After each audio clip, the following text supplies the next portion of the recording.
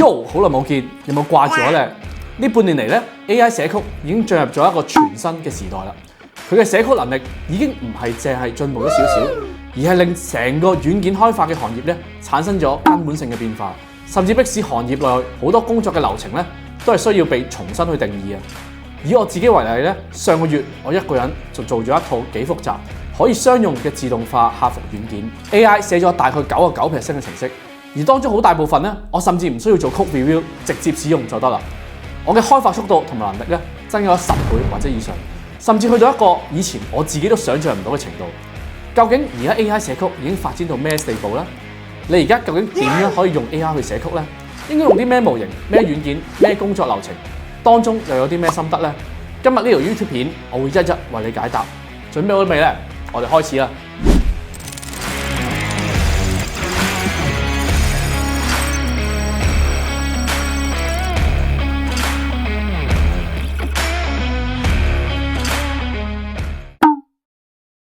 其實自2026年頭咧 ，ChatGPT 5.2同埋 Claude 嘅 Opus 4.5出咗之後咧，大家都發現 AI 寫曲嘅能力咧大躍進咗一大截啊 ！AI 由幫你編程嘅一個工具，變咗一個你可以信賴嘅資深編程員隊友，你可以放心咁樣將啲工作俾佢做。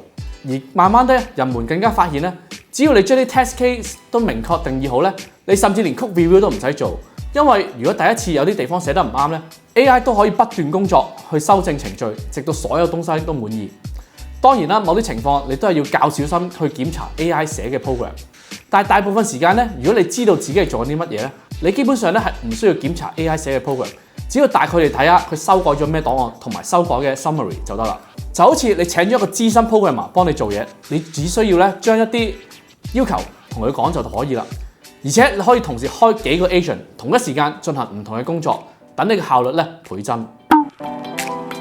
去做編程嘅 model 咧，暫時最好係用 ChatGPT 5.5同埋 Claude Opus 4.8或者4.6。Claude 仲有一個更加勁嘅模型 Fable， 但係呢個模型咧係俾美國政府 ban 咗咧，全世界都冇得用。我哋暫時咧唔做討論。後台編程嘅話咧，我通常會用 ChatGPT 5.5， 佢係非常之遵守指示，所有嘢都會幫你做得妥妥當當嘅一個 model。如果係 front end 需要一啲版面設計咧 ，Claude 嘅 Opus 4.8或者4.6咧會更加之好嘅。如果你想慳錢，智譜最新嘅開源模型 GLM 5.2或者 Cursor 嘅 Composer 2.5咧，效果咧雖然會差啲，但係價格咧就會平好多，你咧都可能夠用噶啦。軟件嘅話咧，你可以用 Cursor 啦、Codex 啦、Claude Code 或者 OpenCode。其實基本上用邊一個軟件咧都冇乜分別噶啦，因為呢啲軟件咧好似 Codex 咁樣咧都係開源嘅。大家都知道大家後面係點樣運作，你只要揀翻啱嘅 AI 模型咧，做出嚟嘅效果咧都係差唔多。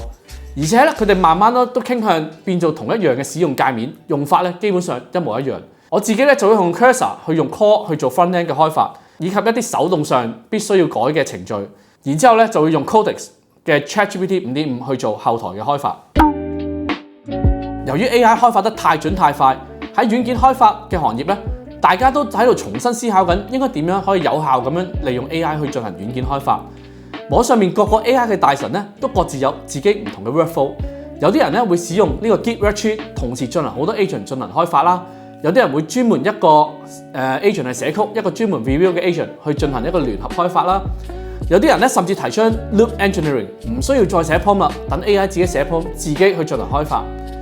然而咧，我自己認為咧，暫時咧你係冇必要咧將佢搞得特別複雜嘅。我而家咧淨係得一個簡單嘅 workflow， 我叫佢做 feature-based development。顧名思義咧，你就要將你要做嘅嘢拆成一個一個 feature， 逐個叫 AI 去做。雖然咧或者而家 AI 係有能力直接將你想要做嘅嘢一下子就做完，但係咁樣嘅話咧 ，AI 做嘅重大決定咧係會太多嘅，未必可以做到你心目中想要嘅產品。喺真實世界嘅軟件開發咧，你好多時係需要逐步嚟嘅。你係應該一個一個 feature 咁樣去建立一個軟件，逐個 feature 去做，睇一個效果點，界面靚唔靚，測試落嚟有冇 bug 咧，係咪真係需要呢個 feature 咧？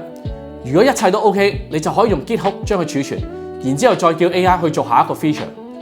你亦都可以同時運行幾個 agent， 同時開發唔同嘅 feature， 但係你需要確保咧兩邊修改嘅檔案咧係互不干涉嘅。最簡單就係一個 agent 係做 front end， 另一個 agent 係做 back end， 咁就最穩陣啦。當你用 AI 越嚟越多，你就會慢慢知道邊啲嘢可以一次過俾 AI 做，邊啲嘢需要拆開、分開咁樣俾 AI 去做。並且咧你係會揾到當中嘅平衡。喺軟件開發嘅層面咧，學習使用咩 AI 軟件或者工具咧，其實反而唔係重點，基礎知識反而係大於一切。睇下而家可以槓桿 AI 做到最大生產力，例如 OpenCore 嘅創辦人 Peter 都係一啲有經驗嘅 programmer。如果你係新手小白，完全冇知識，我覺得反而唔需要執着用好多時間去學某一個軟件或者工具，反而咧你應該投資你嘅時間去將你個基礎知識打好。你唔需要好似以前咁樣將編程語言學得好深入，但係你需要咧每一個範疇都學少少，成個軟件架構啦、編程語言啦、知識庫啦，甚至係設計嘅美感咧，全部都要搞得清楚明白，咁樣你先至可以好好咁樣指揮 AI 咧去為你開發軟件嘅。最後我梗係會分享一啲實際開發嘅 tips 啦。其實頭兩個 tips 我之前都講過啦，就係要將 AI 當作一個資深嘅 programmer 去看待，同埋要將你做嘅嘢拆成逐個 feature 去做。另外一點我想補充咧，就係你要學識放手，接受不同。咩意思咧？就好似你請咗一個員工幫你做嘢，佢做嘅嘢咧冇可能同你做嘅嘢一模一樣嘅，但係咧如果可以接受咧就 OK 噶啦。AI 寫曲都係一樣，有時候咧佢可能唔會同你諗嘅寫嘅嘢一模一樣，但你係需要咧學識放少少手，接受啲唔同，去用佢嘅嘢咧就得啦。另一個我常用嘅 mode 就係叫 plan mode， 無論係 Cursor、Codex 定係 Cocos， 佢都會有一個叫 plan mode 嘅嘢。有時候咧你想知道 AI 會點樣去整你個 feature， 但係又唔想佢真係去做，就可以用呢個模式啦。你可以叫佢寫一個 plan， 睇下佢會真係點樣實現你嘅 feature。如果你確定所有細節都 OK 咧，先至去執行啦。嗱，以前咧我哋需要將所有要改動嘅檔案咧都同 AI 講嘅，但係而家 AI 好叻噶啦，你好多時候唔同 AI 講咧 ，AI 都可以將相關嘅檔案揾出嚟。我嘅習慣咧就係咧，只係講俾 AI 一個相關嘅檔案，佢就可以從相關檔案嘅源碼揾到其他嘅檔案，從而知道成個要做功能嘅畫面。嗱，以前咧我係好驚俾 AI 太多權限，驚佢做錯嘢嘅。但係而家 AI 能力已經強咗好多啦，我會直接開放最高權限俾佢，等佢嚟改我嘅檔案。但係記住一點咧，就係咧 AI 咧係都有機會錯嘅，雖然係好少機會，因此咧你亦都要咧做下一個 tips， 就係 version control 啦。嗱 version control 就係將你每次嘅改動咧都儲存好，基本上每次 AI 將我滿意嘅修改做好，我都會做一個 version control， 將呢啲嘢儲存落嚟。日後有啲咩事咧，我都可以 roll back 翻去呢個版本。AI 係有 context 上嘅限制嘅，即係咧你要佢越做嘅嘢越多咧，佢就會咧有機會唔記得嘅。嗱，但係咧而家呢啲軟件，例如 Cursor、Codex 啊，佢哋處理上下文 context 嘅能力咧好好嘅。當你去到 context 就快滿嘅時候咧，佢識得自動壓縮。所以咧，而家如果你係做同一個 feature， 我會喺同一個 session 不斷咁樣叫 AI 做到我滿意，唔需要你 context， 因為咧佢可以自動壓縮。咁但係咧，當你做下一個 feature 咧，我先至會開一個新嘅 session。一個可以令你更加放手俾 AI 處理工作嘅方法，就係定義好一啲 test case 或者成功嘅指標。然而咧，我發現而家 AI model 幫你做完一個功能之後咧，其實你唔使叫佢啊，佢會自己咧同你進行各式各樣嘅 test。